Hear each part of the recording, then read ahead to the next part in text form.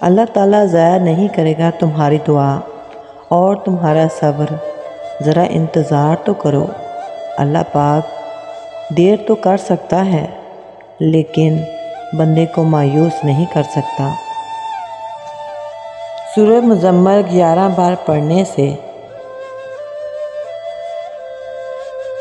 हर मुश्किल आसान होती है।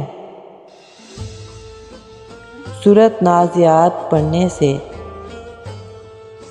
जान कनी रूह कब्ज़ की तकलीफ़ नहीं होगी।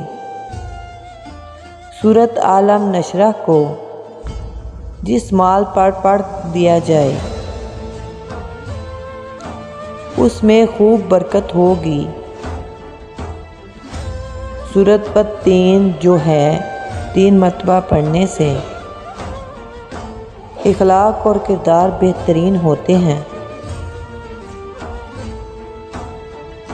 सूरत अलग जो है इसको पढ़ लें तो जोड़ों के दर्द का इसमें इलाज है। हर रात सूरत मुल्क पढ़ने वाला अज़ाबे कब्र से महफूज रहेगा।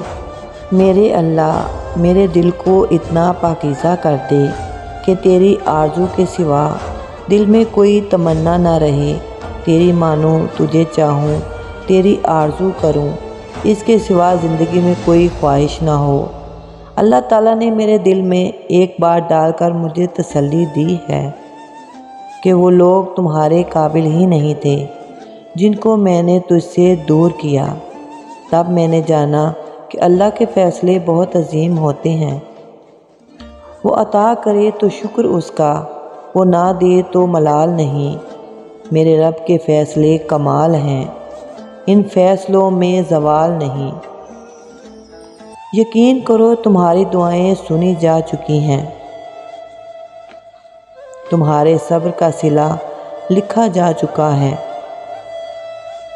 अब तुम्हें तुम्हारे यकीन के मोज़े दिखाए जाएंगे ताकि तुम जान सको कि मुखलिस दिल इख्तिताम में हमेशा जीत जाते हैं और तकदीरें अल्लाह के इशारे पर बदल जाया करती हैं।